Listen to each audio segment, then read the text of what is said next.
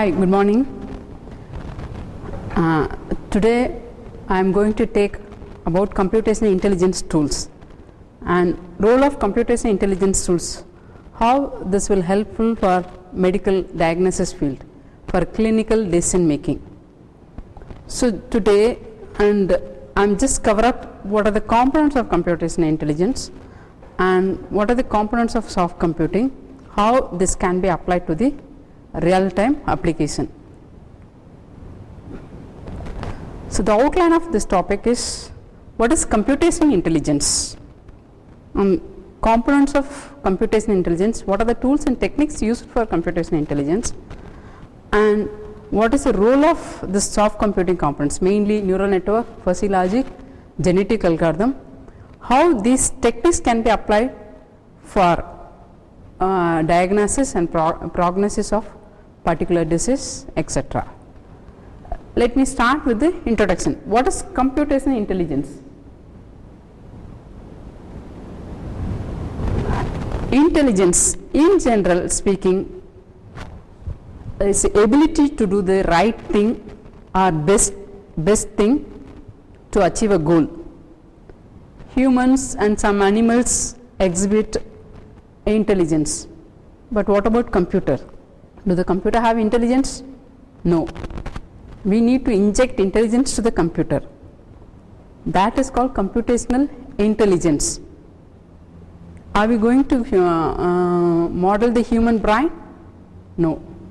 See, computational intelligence means like we are making the computer ability of or capability of the computer to exhibit intelligence.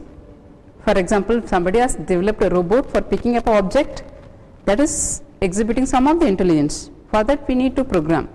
A machine which plays chess, that is also exhibiting the intelligence. Some computer answers for natural language NLP questions, that is also exhibiting the computer. How is it possible? Through we are injecting the intelligence to the computer. So how to make computers intelligence? Should we model human intelligence? Yeah, it's a good idea, but the thing is it's difficult to model because our human brain is different from computer processor.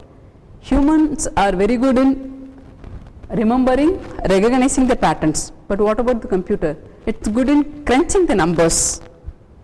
But now in this era we have to make most of the application, most of the corporate sectors, most of the human being are replaced by the robot.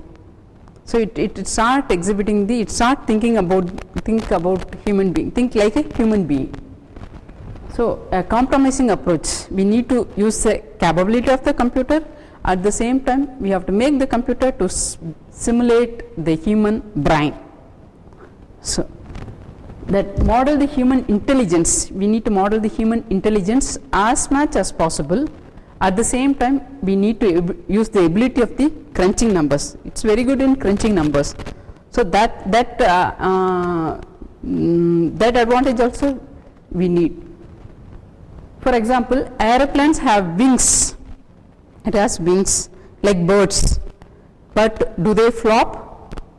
No, it will not flop. We have to, that should be engine should be programmed to flop. Even though it looks like a bird, it doesn't do itself. We need to program, or the engine should make to fly. This is the technology. So what are the components of computational intelligence? Mainly this computational intelligence, what it does, it just turning the data into knowledge. This is a major challenge, how to turn the data into knowledge. Lot of tools are available, all the data mining, soft computing, most of the people are working because every minute people are producing lot of data through Facebook, through email, through chatting. Every human being, every living organism, they are producing the data for every second. How the data can be converted into knowledge, that is the biggest challenge in this era. So for that, the tools like computer intelligence tool, artificial intelligence tools are very much helpful.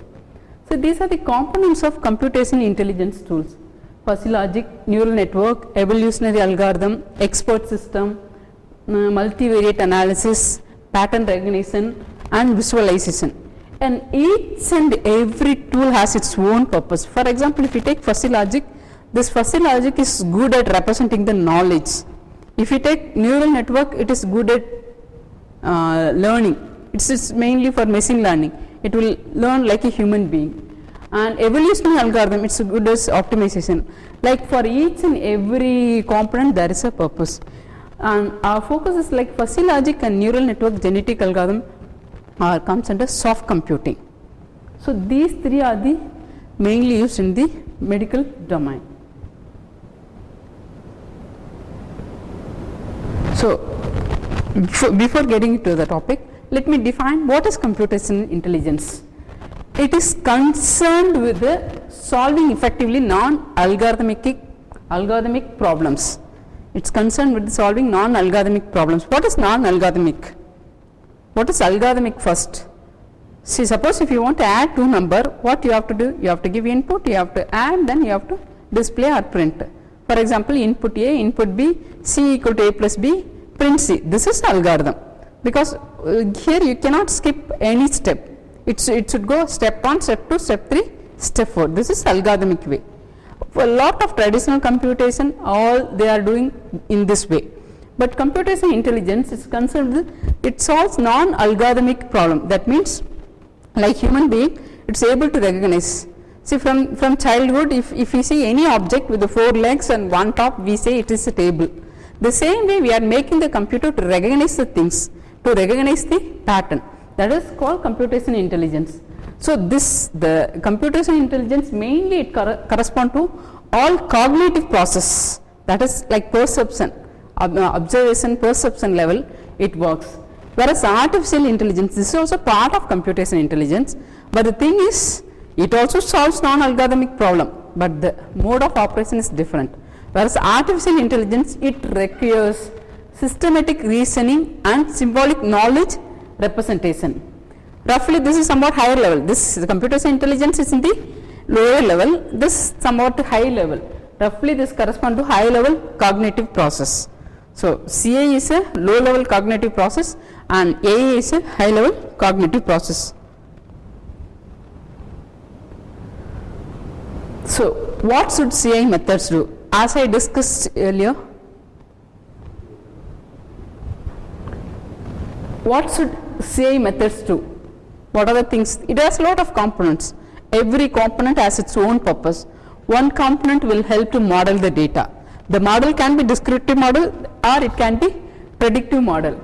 And it allows to classify the data, approximate the data, find the relationship between the data, what are how the data are stored or how the data are associated each other. So it can be used for associate, correlate and complete the pattern. Sometimes for a particular application, if you need to discover a new pattern or new trend, that is also possible with the help of computational intelligence tool. At the same time, with the help of visualization, you can easily visualize multi-dimensional relationship among the data. So it is finally it helps us to understand the data clearly, what is what and how the data are associated, related, how it could be, how the inputs and outputs are mapped. With this, with the help of computational intelligence, it can be easily possible. At the same time, it is also helpful to create an expert system. Suppose if you model the data, if you apply that model for particular applications, and after some time, if it works well, after some time that model can be treated as expert system that can be used anywhere, like how the embedded system or how the intelligence, like when in the car, if you take high-end car, the intelligent systems are incorporated in the dashboard, how it behaves. So once if you design, if it works well, it can be treated as a expert system. So what is clinical decision support? So the area of the topic of interest is actually how these techniques are used for clinical decision support. So I just want to say a few lines about clinical decision support. What is that? Clinical decision support. See, a combination of different knowledges. If you want to make a decision for any clinical problems or for any disease, we need to have before taking the decision 3 types of knowledge. One is knowledge from the textbook materials, what are the books, what are the CDs, web sources or internet sources, what are the sources available, you can gain knowledge from there. Or expert knowledge, doctors, clinicians knowledge, or gained experience from learning and individual and from individual patients. We are here in the third level. Our intelligence tools place in the third level. So before getting into neural network, let me say what are the, let me give a little brief about the what are the different computing technologies available. In general, there are two problem solving technologies. One is hard computing, second one is soft computing. Hard computing, it always deals with the precise model. There should be discrete input, there should be strong boundaries 0 and 1.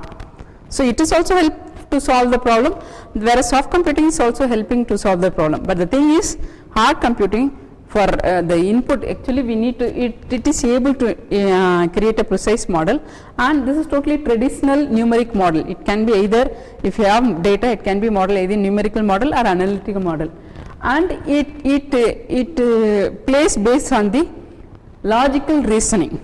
As I said before, hard computing, artificial intelligence is a hard computing. You know why it is hard computing? It is also solve the non-algorithmic problem, but the thing is, it requires symbolic knowledge representation as well as reasoning. The same thing here. It can be modeled as a precise model. Whereas soft computing is approximation.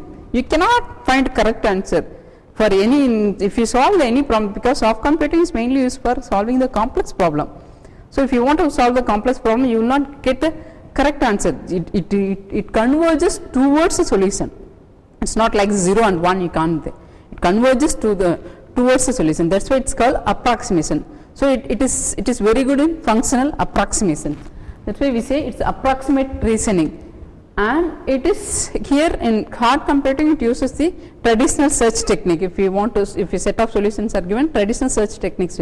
Whereas soft computing, it uses randomized search. So for that, one of the beautiful techniques are available, that is called genetic algorithm. Our focus is in soft computing. What is that?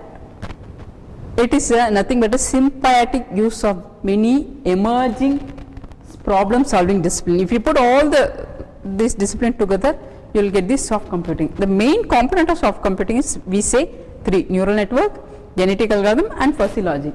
According to Professor Jada, is defining soft computing as, in contrast to traditional computing, it exploits, soft computing exploits the tolerance for imprecision,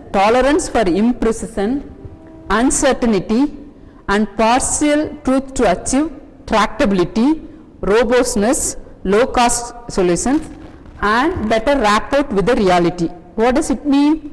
See, when you define soft computing, here for soft computing, even it will works with the noisy data also. No need to do all pre-processing. You need to do when you give input to any soft computing technique. Pre-processing is required, but it works with the noisy data. It works with any kind of the data that is defined here. It is exploit tolerance for imprecision, not precise data. Uncertainty, something you can't predict, that is uncertainty, and partial truth to achieve even it will work with the partial truth data. Robustness, low solution cost and better rapport with the real time applications. That's why it is given reality. So let us narrow down all these 3 topics: artificial neural networks, genetic algorithm, fuzzy logic. So artificial neural networks it's good for learning. It will learn like a human being. It's machine for learning, and it function approximation with the noise. As I said, function approximation with the noise. It provides solutions with the noisy data. And genetic algorithm, this algorithm is mainly used for reinforced search and for optimization. And fuzzy logic algorithms dealing with the imprecision and uncertainty. This fuzzy system is mainly, it's meant for knowledge representation. This is knowledge representation, that is artificial neural network is learning, whereas genetic algorithm is for optimization. If you put all these 3 techniques together, you will get a solution for any kind of problem, real time problem. So there is a comparison between expert system. Expert system is somewhat after developing a model. If the model works for a particular set of data, that can be considered as the expert system. expert system, fuzzy system, neural network, genetic algorithm. There is a small comparison between all the 4 techniques. Whereas neural network holds good in lot of activities like uncertainty, imprecision, adaptability, learning ability, knowledge discovery and maintainability. Whereas genetic algorithm is good in uncertainty, imprecision, adaptability and learning ability. Whereas fuzzy system holds good in knowledge representation, uncertainty, imprecision, explanation ability. Expert system is good in explanation. If you want to put the data, if you want to represent the data through expert system, it's easily possible because it has a provision for explanation. Explanation ability is there. What do this method do? As I said before, it just provide a models. All these techniques will help to model the data. The model, it is not necessary it should be parametric model, it's all non-parametric model. And this, using this model we can classify the data, we can cluster the data, we can find the association between the input output, we can correlate the data. Through this, what the output of this thing is, this can be helpful. What are the things association, clustering, which will help prediction, will help for diagnosis and prognosis. So it is allowed to discover the new pattern or new category, and through fuzzy logic you can create a fuzzy rule, you can create a data set, and through multivariate analysis you can find out the multi-dimensional relationship. This is various forms of health data. Health, what is that? This is many other forms, how the health sector, how these companies are playing. These companies are playing major role in the health sector. Google Earth, M-Health, telemedicine, all these things. Then why clinical decision support system is required? What it does in hospital? It's maintaining clinical records, maintaining patients' records, follow preventive care, and monitoring the medication orders, avoiding duplicate unnecessary tests, and assisting clinicians. This part is our major role with the proper diagnosis, treatment, keeping a track based on knowledge base. So in India, in most of the companies in a hospital like Apollo Corporate Hospital, they started using this CDSS tool. So now most of the data are available in the cloud in the form of electronic health record, which will help to solve many epidemic disease problem through this. So I'll come to the point again. Neural network. What is artificial neural network? What is that? It's as I said before, it's for learning. It's a kind of machine learning. How it works? How artificial network works? Whether artificial neural network is hardware or software? No, it's neither. It's hardware. If you say hardware, it's hardware. If you say software, it's hardware. Software. What it does? It just simulate the behavior of biological nervous system. It is artificial neural network is behavior of it. Just simulate the behavior of biological nervous system. It is composed of lot of interconnected neurons. A lot of neurons will be there. They are interconnected each other, and it will work together to solve a particular problem. So, it thinks like a human being. So artificial neural network, like people, it learn by example. So artificial neural networks, like people, it can learn by example. If you see, if anything is four legs, one top means we say table. If it is 4 leg, one top, one back means it is a chair.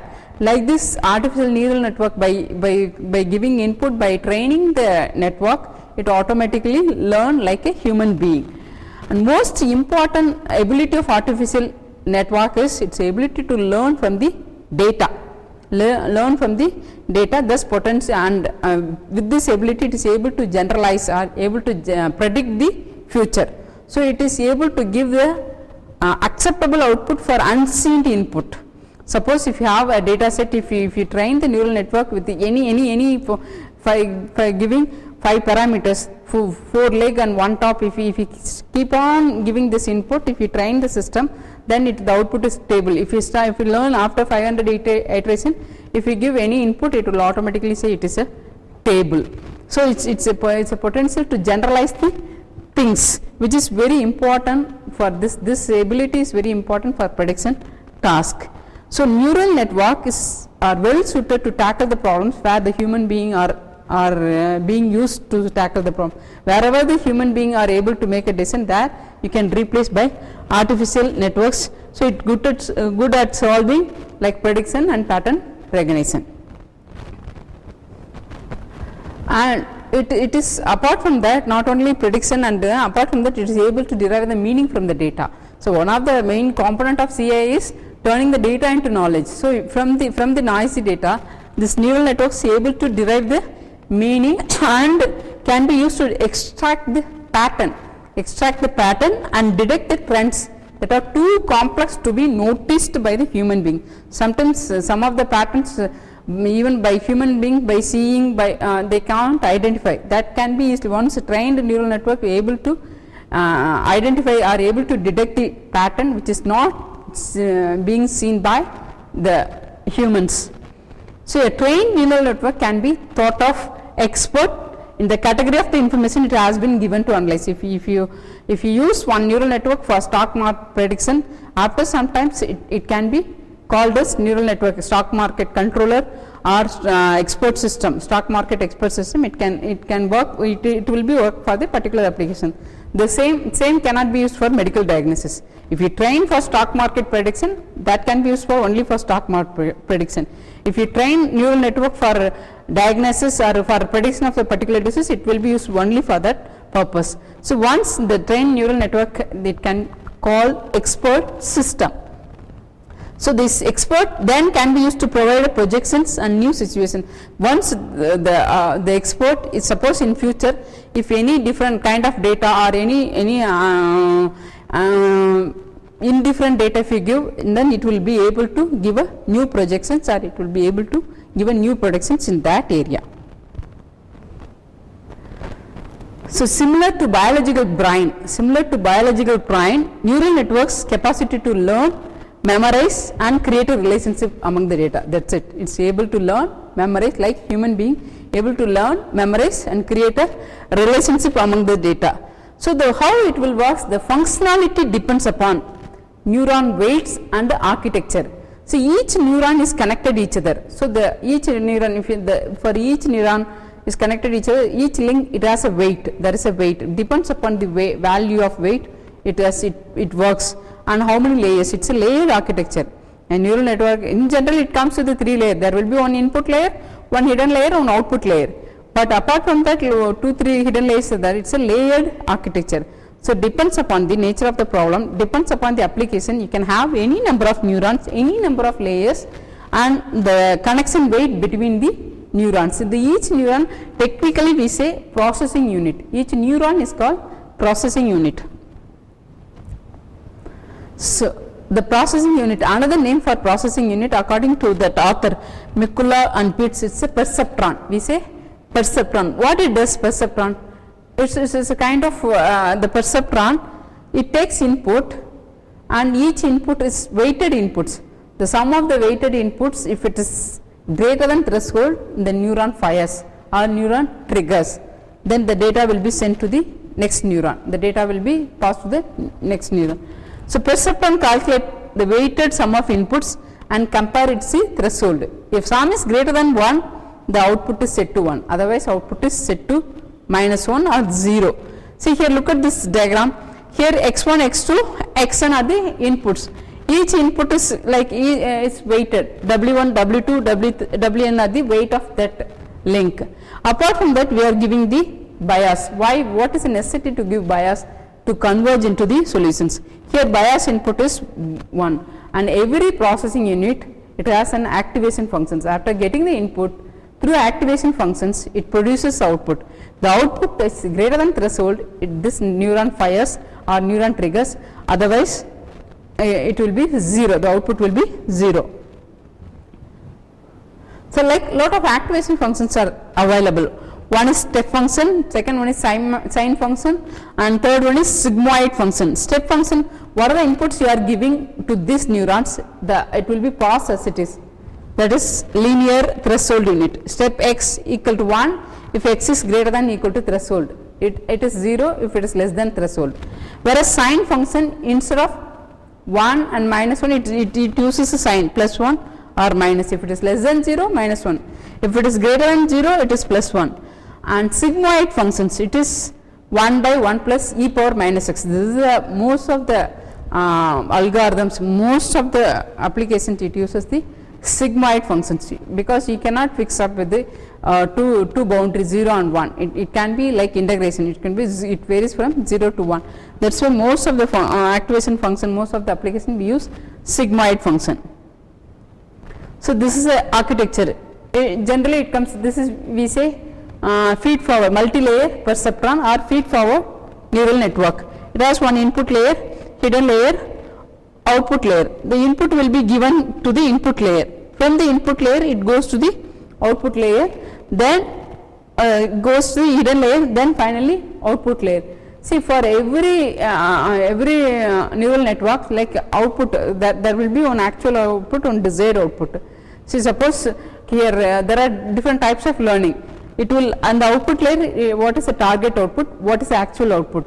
It will compare if it is, if there is a difference, then it can be called as error. That we will discuss later.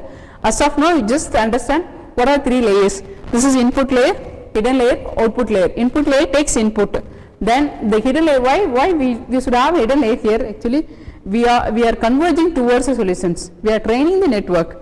See, we are training by giving input, by modifying the weight, we keep on training the network in order to achieve, in order to reach the solutions. For that we have hidden layer.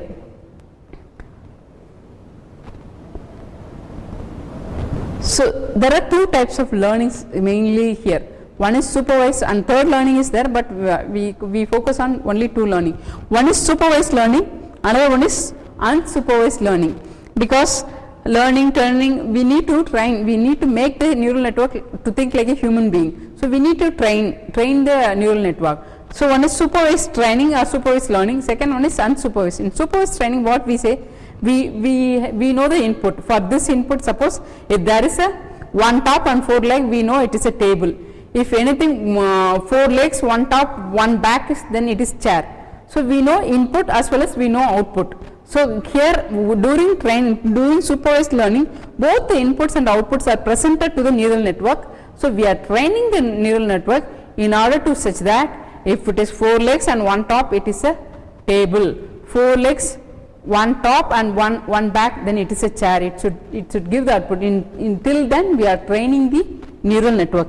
That is called supervised learning. So supervised learning, like supervised now in front of teachers, how they are being given training. So we are training the system by providing both inputs and outputs together.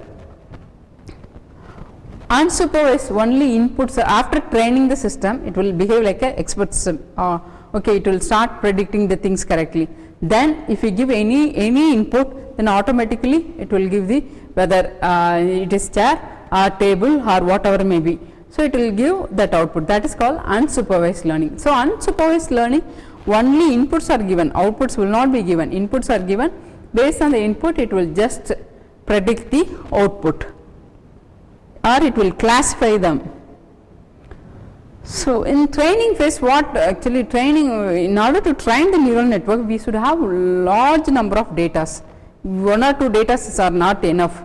The training set is, it should be more than hundreds. It should be in numbers, 100 in numbers, because the training data set is generally divided into 2: training set, validation set, test set. Because training set, it's totally supervised learning. Test set, it is unsupervised learning. So when you train the system, it will start learning things. One time if you say that any kid, this is a table, he or she will not understand. You keep on saying, this is a window, this is a curtain, you keep on teaching them. The same way neural network also, you keep on training them, then it will automatically start learning. And too much learning also, too much, if you start memorizing the things too much, that will also create another problem, that is called overfitting. For that we have another technique to solve the overfitting also. See, mainly here neural network, it uses a back propagation algorithm. What is back propagation algorithm? And the main algorithm, the important algorithm used in neural network is back propagation algorithm. The name itself, you can make it out, back propagations. So inputs are given in forward direction. If there is a error, the error will be back propagated in neural network. So the ultimate aim is we need to get a solutions. So during training time, the inputs are given from forward to from left to right, like it goes forward direction. If there is a error, it will come to the backward direction, and this error helps to modify the weights. Let us see how it will work, back propagation algorithm. Look at this diagram. Here there are two inputs, x1, x2 are the two inputs, and this is input layer, this is hidden layer, this is output layer. Here input layer f1, f2, f3, there are 3 neurons, and hidden layer there are 2 neurons, f4, f5, and output layer 1 neuron. So the output is y. Now each neuron, see, look at the input is given to all the 3 neurons in the first line, x1, x1, 2 inputs, x1 is given to f1, f2 as well as f3. Then x2 is given to f1, f2, f3. The same way the output of this y1, this is called y1, output is y1. y1 is given to f4 as well as f5. y2 is given to f4, f5. y3 is given to f4, f5. Here y4 is given to f6. y5 is given to f6 and our final output. How it will work? First the input is given to the input layer. Here f1, f2, f3 of E indicates the activation functions. Here input to this particular neuron is, this neuron is the x1 into wx1. The label for this link is wx1. You can say w11 also. First input, first link, this is w11. Here you can say this is w12, and this link you can say w13. The same way here x2 w21. You can say this is w22, w23. Let us see what could be the output of this neuron, this f1 neuron, y1. This is the output of this neuron, y1 equal to f1 wx1. This is weight into input plus, and this neuron gets input from the two inputs from the two variable x1, x2. So w x21 into x2. This is the output of the neuron f1. The same way f2, if you see this color, different color, this blue color, y2 equal to y2 f2. This is function of wx12 into x1 w x22 into x2. This is the output of this second neuron. The same way output this third neuron, output of this third neuron is f3. This f3, this is x1 into w x13 plus x2 into w x23. This will be the output of y. If you apply the activation function on those sum of the weights, if you the product of input into weight and sum of the product of weights, if you apply the activation functions, you will get the actual output. So the output of f1 is y1, this is y2, this is y3. So now you got the output in the input layer. Then all this output will be given as a input to the next layer. Next layer we have only 2 neurons, f4 and f5. So all the inputs are given to both neurons. Here also this neuron get all the 3 inputs and this neuron gets all the 3 input. Look at this diagram. Now how will you calculate the output of this neuron f4? y4 equal to f4, that is activation function, w14, this is the weight, the link, this is connection from the first neuron, w14 into y1, the output of this, because the output of f1 will be the given input to the this neuron, plus, and another connection is here, w24 into y2 plus w34 into y3. These are the input to this neuron. Again the output of this neuron is y4. y4 is given to this. The same way it continues. Next y5 will also be, y5 will be calculated from the all the 3, f1, f2, f3. This is w15 into y1, w25 into y2 plus w35 into y3. And if you apply with this input activation function f5, you will get the output of this y5. Then finally this final output y equal to output from this, the output of this is y4, this is y5. So w46 into y4 plus w56 into y5, this is whatever the y we are getting, this is the actual output. But during this training system, we know what would be the output, that is called targeted output. So targeted output here it is called Z. Targeted output is Z. So the difference between actual and target is a error. This is called, it's given in delta symbol. Delta Z equal to Z. This is actual. This is targeted minus actual. It can be plus or minus. This is called error. So in back propagation, what it has to propagate the error backside. So that what is the use of this error? This error will help to modify the weight, because to converge into the problem, only thing is in neural network you can keep on modifying the weight of the neuron, the weight of the connection between neuron, each connection has a weight. If you keep on modifying the weight, it will converge into the solutions. So the error, whatever the error we are getting in the output layer, that will be back propagated to first hidden layer, then input layer, then again once it reaches the input level, then that error will help to modify the weights. Look at this. This is delta. Here the error is delta. This is actually propagated to the previous layer Y4. Here delta 4. This is the error here equal to W4. This weight into that whatever the error amount we got it. This one. The same way here next. Delta 5 equal to W56 into delta, and delta 1 equal to from previous layer W14. Here this is connected with the 2.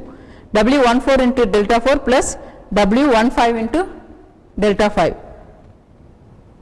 Here the same way, delta 2 is calculated equal, here look at this, delta 2 is calculated from delta 4 as well as delta 5. Delta 4 into W, the relation 2 4 plus here delta 2 plus W 25 into delta 5. Like this we need to calculate, and after calculating delta 1, delta 2, delta 3, that is error rate, then this error rate will help to modify the weight. Previously there is weight has been initialized, so the weight should be modified. So the modified weight, this is a new weight between the first new x1 to 11, W11 plus this theta. This theta is a constant. You can add jitter value or bias to just converge into the solution. Theta into delta 1, this error. This is called derivative of activation function, df1e divided by de into x1. This is the way the lot of formulas are available to modify the weight. This is one of the delta rule. We can say this is a delta rule to modify the weight. The same way for second neuron W21, this is the weight, how it can be modified. Existing weight plus theta delta 1 and the derivation of the neuron activation function into x2. The same way for next layer we need to calculate, and finally all the weights have been modified. Again after modifying the weight, then we need to calculate the difference between the this actual output and targeted output. Again if we keep on modifying, at one point of time the difference between actual and targeted output will be less. At the time we need to stop the training. So where this ANN are applied, it's in classification, modeling and control and forecasting, medical diagnosis, signature verification, in modeling side, in mechanical, electromechanical area also, for predicting, even for load prediction of this power, there also this can be very much useful. And because our topic is actually how it is helpful in medical domain. So now medical decision support is an area of increasing research interest. It supports doctors every day for making the decision, and this neural networks plays major role for clinical diagnosis as well as prognosis with the help of symptoms and signs. It assists it can't replace the doctor, but it can assist to make a decision.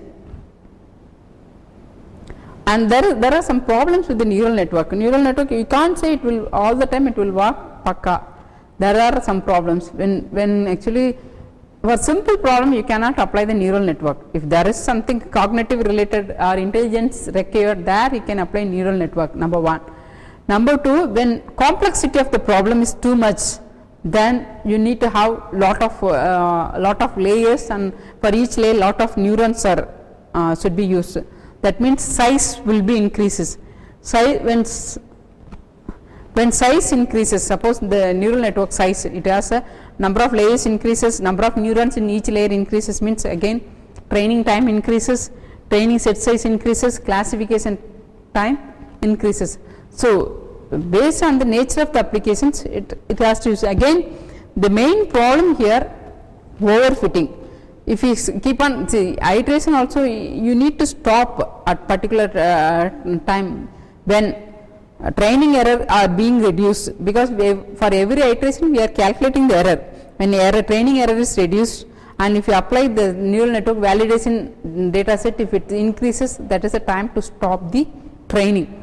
If you don't stop, if you keep on training the neural network, after some time it start to memorize the things, mugging up the things. Mugging up again, instead of applying the intelligence, it's a kind of mugging up the things. Then that will create a problem. That problem is called overfitting. And sometimes if a neural network is an overfitting problem, it falls into local optima. What is that local optima? So it assumes that while training or testing, it assumes that is a correct solution point. The curve should follow that particular point, that is called local optima. So when complexity increases, instead of using neural network alone, we can use some other intelligence techniques, or we can to address the weakness of neural network. Either you can combine this neural network with either fuzzy logic or genetic algorithm. I'll go through fast how this can be helpful to solve. So mainly genetic algorithm,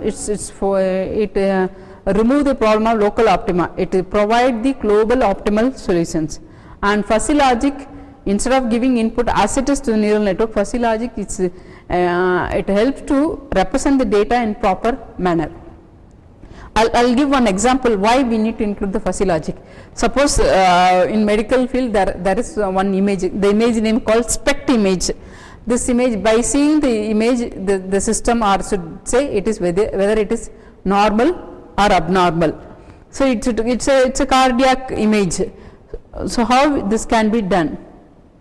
So let us assume that neural network, it has two output. One output is normal, one output, sorry, it has either one class is normal, another class is abnormal. Okay, suppose you are processing, you are giving the input, the output in the first normal output is 0.092 and the second abnormal output is 0.6. In this case, clearly you can declare it is output is normal, because this output is 0.92, which is higher than this 0.6. Both are extreme. This is 0.92, this is 0.16. You can declare this image is normal. If a neural network gives output like this, two outputs are there, one output is 0.92, another one is 0.16, means you can declare this is normal. And when this is normal, this is normal, and we can conclude the risk of this is cardiac image, risk of heart attack is low. Suppose the normal output is low, 0.07, abnormal is 0.51. Here you can say it is abnormal. So in this case it is somewhat high. However, the two outputs are so close. One normal output is 0.51, abnormal is 0.49. So how can we make a decision whether it is this image gives normal or it is normal or abnormal? So it's very difficult to classify the image. So we need to use some other technique to classify the data properly. So fuzzy logic is one of the solutions to classify this data. Fuzzy logic is like, whereas in neural network it can accept both binary as well as but it is like two conditions. It can be either input can be 0 or 1. Suppose I have a pain in this leg. Do you have a pain? S means 1, no means 0. But it can be represented easily with the neural network. But how will you represent the in-between cases? Lightly, somewhat, or during rest, or sometimes, rarely. Like how will you represent all these things? So because each and every when you doctor ask, where a physician ask, you can say, you can't say all the time yes or no.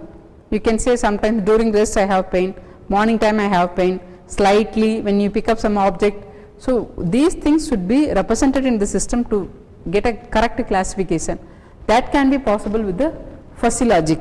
So it is used to represent the values between the 0 and 1. Neural network, it can represent 0 as well as 1. Fuzzy in between values to represent, it uses fuzzy logic can be used.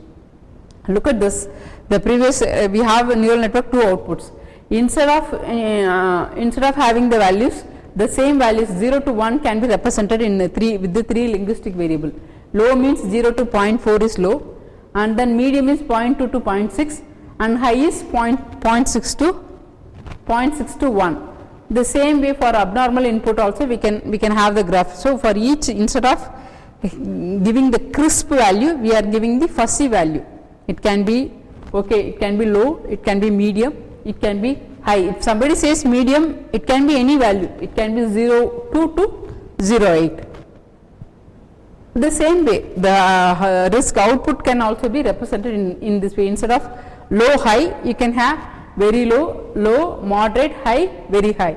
Only thing is that 0 and 100, it will be 0 to 25 is very low, 10 to 40 is low, and 25 to 20, sorry.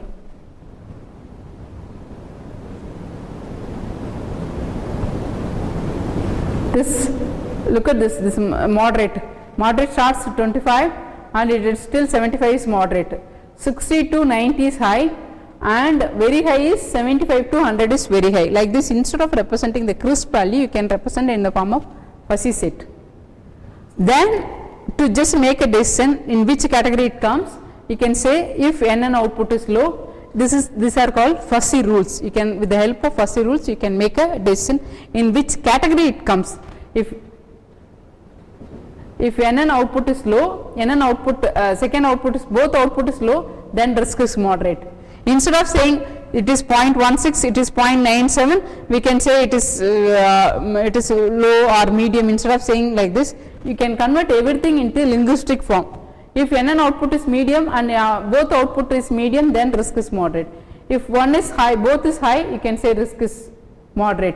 If one is high, one is medium, low. Like this, we can, with the help of fuzzy set, if there is a uncertainty, imprecise data, you can with the help of fuzzy logic, we can make a decision. And finally, how genetic algorithm plays major role in that actually. This is the third part, genetic algorithm. This is also like artificial neural network, it also simulate the biological evolution. It simulates the behavior of biological evolution process, just simulates. So genetic algorithm, it has genetic algorithm, ES, EP and genetic programming. Our focus is genetic algorithm. It is the idea provided by the person called Alan Turing. Genetically or evolutionary search, it's mainly search technique. The genetic algorithm, how it will work instead of one solution, it will work with the pool of solutions and it picks up the best solutions. So wherever the complexity arises, wherever the optimization required, there you can have this GA, genetic algorithm technique. So to solve the problem which need optimization, it's based on Darwin theory of evolutions. So mainly when you compare to neural network has a problem of local optima that can be solved by this genetic algorithm.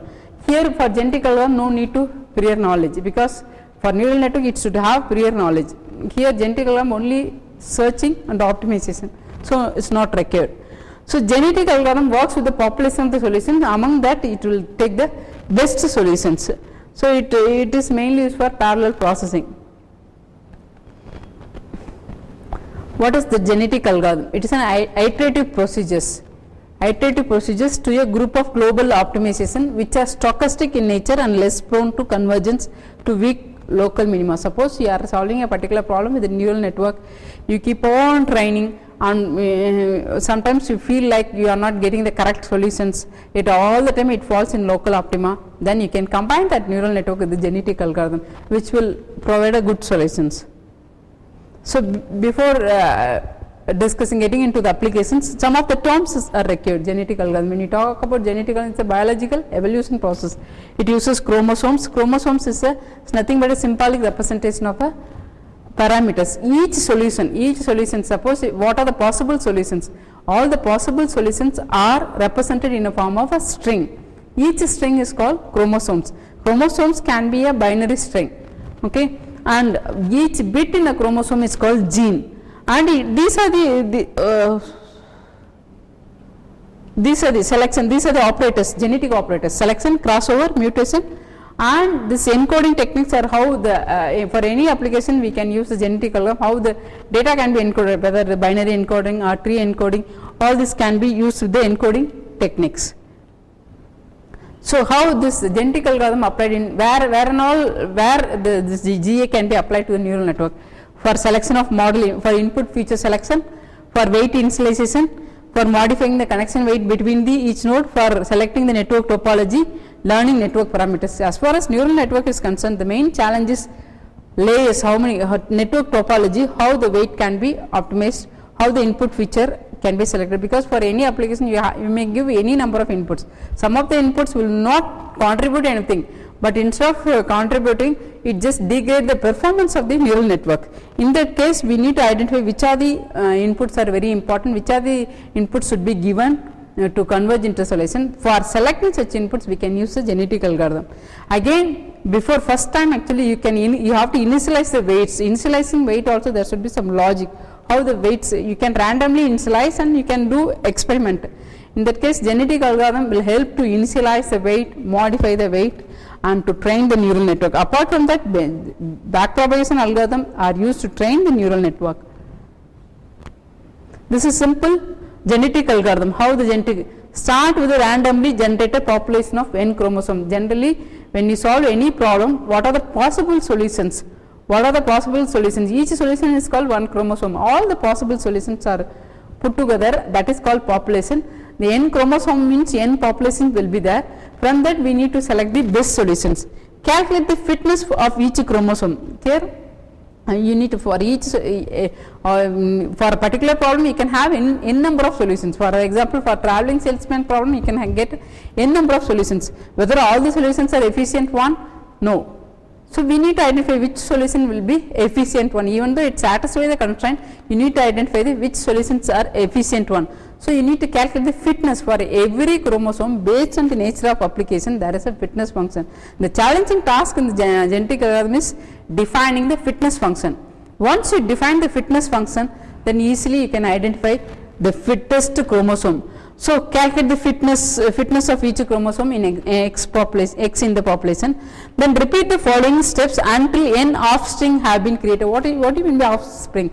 If you have one or two parent, you can create a child. That child is called here taking offspring. So randomly select a pair of parent chromosome from the current population. Then cross over the pair at randomly chosen point to form two offspring, and randomly mutate the two offspring and add the resulting chromosomes. Calculate the fitness of the resulting chromosome. You have n number of population. If you do this process n time, at the end of nth time you will have the population which have the all chromosomes are the fittest chromosomes, and it will survive to the next generation. This is the concept behind biological evolution. So this is the operator. Selection is one of the operator. This selection operator just select the fittest chromosome. For it uses a fitness function. So fittest selection, there are a lot of algorithm for selecting. There are a lot of route wheel algorithm is there, tournament selection algorithm is there, ranking algorithms. Depends upon the application, you can select any one of the algorithm. Most popular algorithm is route wheel selections. Here suppose here in this population there is 8 individuals. All 8 individuals are put together, and you can spin this wheel, and at this point spin the wheel n times to select any individual. Suppose if you want to select 2 individuals, you have to spin the wheel 2 individuals. What are the individuals are coming near the point, that will be selected as a parent. From that offspring will be created. The same way tournament selection also is kind of race, and the highest fitness value, if you apply the fitness value for each chromosome, what are the highest value, that will be declared as a winner. Then the second highest will be the second parent. That will be helpful to create a children. And there is a problem in the route wheel when the fitness value differ very much. If you want to select two parent, one parent fitness value is 0.15, another parent fitness value is 0.85, means too much difference. In that case, that route wheel algorithm will not be helpful. In the we have to go for rank selection. Rank selection here, the worst value worst value will be 1, 2, 3, 4. It will be, then the chromosome will have nth or 9th or 10th. If you have 10 chromosomes, 10th will be the highest fittest, 9th will be next highest. Like this, you need to select the parent. So this is next operator is crossover operator. Here look at this. This is one point. You have this is one chromosome. After selection, you will get two chromosomes. This is parent 1, parent 2. Now you have to create a child. You need to you can put cut at any point. Here we have put cut 2, 4, 6, 8. 9th, 10th place we have put cut in both parent here. So the child will be created. This is first half will be taken and second half will be taken. This arrow indicates this will be taken, the first underline, this will be one child, and next child will be from here, this and this. This is called 1 point crossover because there is a 1 cut in this chromosome. If you go to next 2 point crossover, there is a 2 cut, 2 cuts are there. So how will you create here? You can create a 3 child. Here look at this, this will be taken first, second, third, this will be one child, and here 1, 2, 3, 2 child will be created. I will finish. Uniform crossover, you can put the first one bit will be taken from here and next 2 bit will be taken from the parent 1, next 1 from here to here, like this is uniform crossover. Like multiple crossover are available. And then mutation, even to just to converge or to get more optimized solution, this mutation operator is nothing but a flipping the bit. If randomly you can select any offspring, just flip the bit. If it is 0, make it 1, or 1 make it 0, then you just check, maybe if it converges, that will be treated as a good solution. So why hybrid GANN? We have discussed already. There are a lot of weakness in neural networks. To address all this weakness, genetic algorithms are being used. This is one of the neurogenetic algorithm. I'll go to the directly to the applications. So this is one of the application. It uses a neurogenetic algorithm. So this is a prediction tool for stroke disease. Stroke is one of the life-threatening disease, and risk of stroke is greater and recovery process is low. The samples we have taken, 150 samples have been taken, and all the data sets are divided into 3: training set, validation set, and test set. And these are the for prediction. These are steps to be followed. One is feature selection, second one is model selection, and third one is training, validating. Feature selection for this there are a lot of these are there are 20 inputs are, these are the symptoms, 20 inputs are given. If we give all the 20 inputs to the neural network, it will not, sometimes it will not converge. Out of 20 inputs, some of the inputs will never contribute. Instead of contributing, it will degrade the performance of the system. So to avoid this, what we have to do, you need to select some important features. For selecting important features, we can use genetic algorithm to select the important features. What are the features?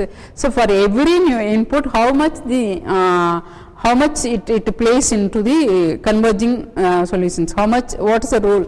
So input importance should be calculated. After that, model should be selected. Then after creating the model, it can be trained.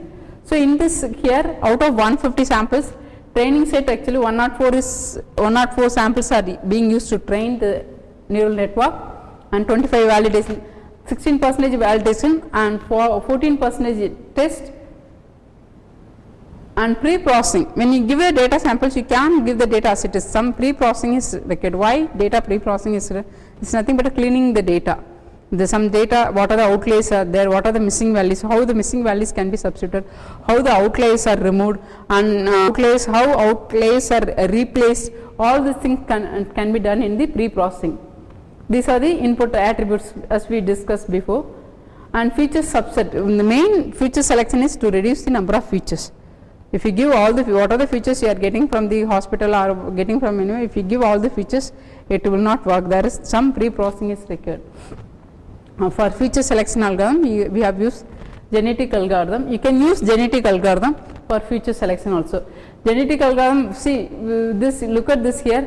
First initial count fitness, number of cycles or fitness is 0, count is 0. Initial population, all the features, you need to create a solutions with all the features. Then with that features you have to design a suitable network and train the network with BP with the back propagation algorithm. Then find the error.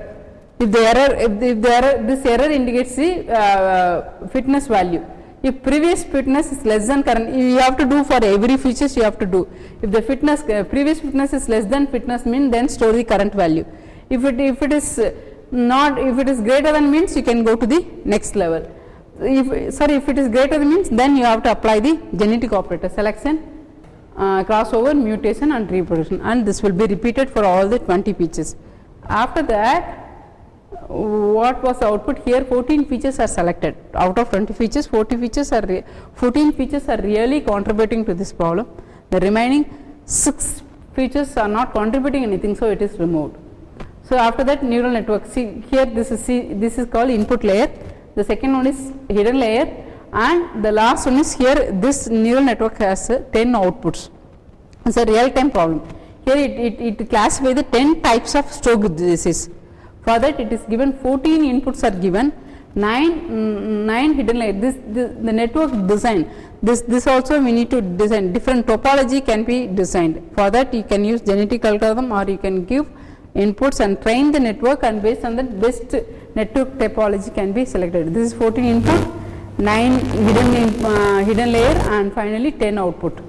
These two cannot be changed, the input and the output cannot be changed, only hidden neurons will be changed. And here the genetic algorithm can be used in neural network for weight optimization. As I said, you can randomly allocate the weight and check how, whether it is towards solutions or whether it is moving away from the solution. Based on that you can modify the weight, and you can use genetic algorithm, genetic operator also. Here also the same way, assign weights for each link, computer hidden layer value, computer output layer, like we have done. Then the fitness is less than means store current weight, otherwise next generation, and apply the all this operator, apply the 3 operator crossover. Now last one is testing process. After training, the next one is you have the test data also. You need to test the neural network with the testing process. See, the output of testing process is confusion matrix. Confusion matrix is used to classify whether your model has been classified, to judge whether model has been classified correctly or not. Look at this here. There are 10 outputs, 10 classifications. A is left hemiplegia, TIA. These are the different kinds of stroke disease. So we have taken 150 samples, and most of the samples classified correctly. Look at this here. Here instead of this one, it should be supposed to be here in H. I think so. In H it should be in H. H is dysphagia. Instead of dysphagia, it is declared as a right hemiplegia, because if you see symptoms and sign, if you compare to for 2 diseases, the symptoms and sign looks same, but there is a minor difference. Sometimes this is called misclassification. So how to avoid misclassification? This will happen. Again I am telling that this will not replace the doctor. This will help to assist, or help to predict or assist the doctor. Compared to this neural network, see, neural network in medical field, it gives like 86 to 90% accuracy, but when you compare with the neural network with this, some other technique like fuzzy logic, genetic algorithm, there is a scope of giving the accuracy 96. Since medical field we cannot compromise accuracy, accuracy is more important. If you use only neural network, that will not be helpful. It can be combined with the fuzzy, neuro-fuzzy systems are there, or it can be combined with the genetic algorithm, neurogenetic algorithm, or neurogenetic fuzzy. See, the purpose of this is to develop a model for diagnosis or prediction of any disease. Whatever we discussed, this is this example. Apart from that, in this chapter, you should know what is soft computing components, what is neural network, what is fuzzy logic, what is genetic algorithm, how it can be applied to the real time applications. I hope you understood everything, and with that let me come to the conclusion. It is a computational techniques, and it's kind of it's derived from statistics. At the end of the course, I hope you'll be able to represent the knowledge, able to develop a model, and able to apply this model for any real-time application. Thank you.